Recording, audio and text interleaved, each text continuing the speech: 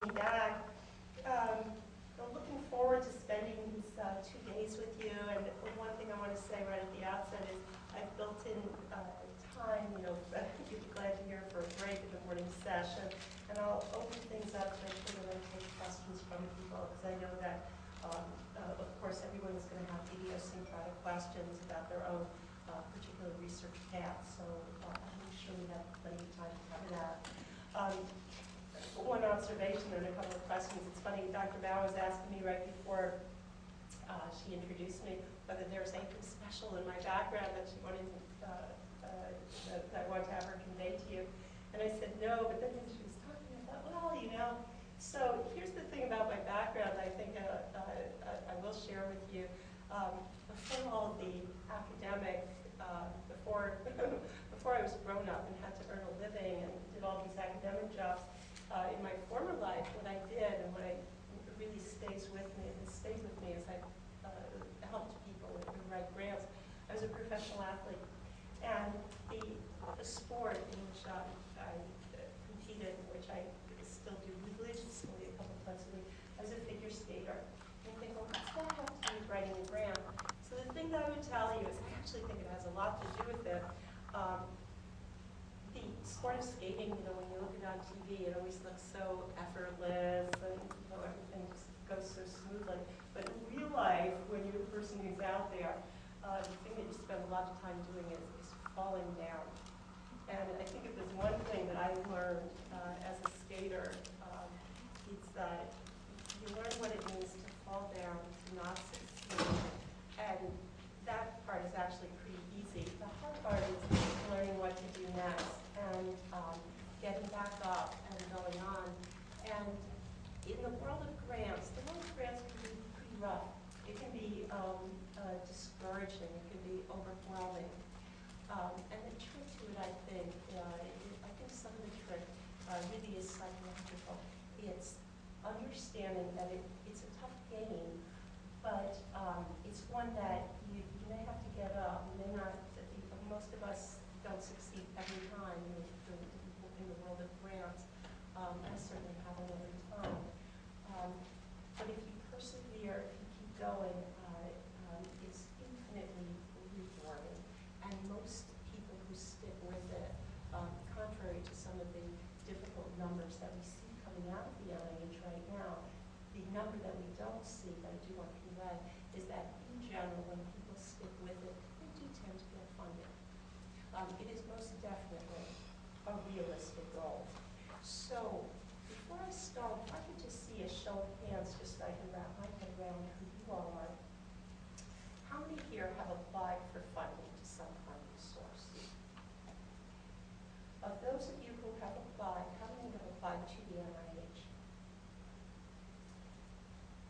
And does anyone here, besides Dr. Mao, have NIH funding right now? And what type of award do you have? Well, a variety of awards. Mostly part of Senator Grants, Great. part of Dr. Mao's export. That's great. Good for you. And how many people here have some other type of grant funding? Which funding source? White Community Foundation. Very good. Anyone else have current funding? Also from a sponsor, like from Calvin. From a sponsor, so is that industry? Yeah. Good. Did you say you have funding too? I have from Hawaii Community Foundation, Swain Foundation, Department of Hawaiian Homeland. Very nice. Anyone else? So it looks like many of you have had the experience of applying for funding. And one other question that will help me as I'm starting out, is anyone here a postdoctoral fellow? So we have one postdoc. Anyone else a postdoc? The reason why I asked is there's a really neat new award for postdocs, which I'm going to identify, which I actually think is just a terrific new opportunity. So how many are junior faculty? Great. Okay. One last question when I start. How many plan to apply for a grant within the next half year, let's say by June, July? Good. Okay.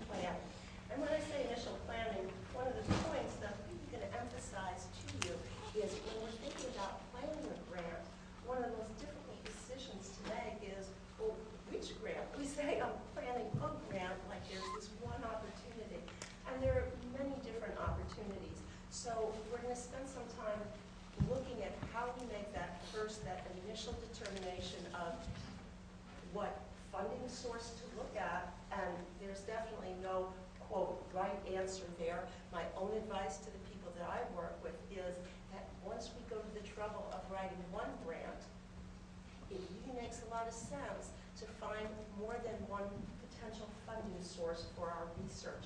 So that's really my mantra, and I'm going to repeat that a number of times, that once we write one grant, there are a lot of funding sources out there, and it really makes sense to try and take that idea and recast it and apply to another funding source. And we'll look at some of the major funding sources and how we find sources of funding for our particular research.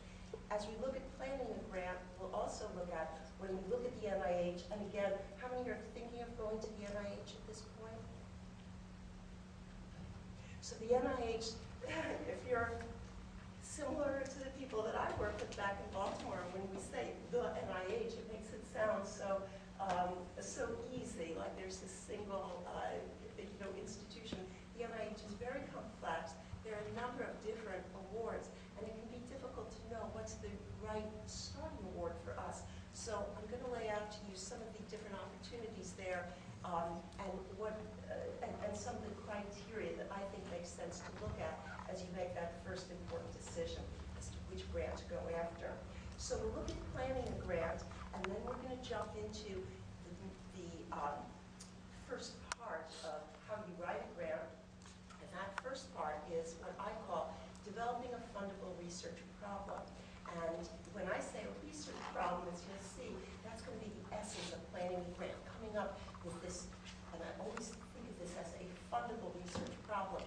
When I say fundable, why do I use that particular descriptor for a research problem? Well, here's why. When we think of a research problem, this idea, this question, this issue, which means a lot to us, we're always trying to formulate this question, this idea, this hypothesis in a way that's going to be attractive to our funding agency. So we're going to spend some time on that. I think that is the crux, the key, really, to getting funded, coming up with not just coming up with a good idea, but knowing how to cast that idea in a way that our potential funders will find attractive. At that point, I'll give you guys a break, and then we'll keep going. So let's talk about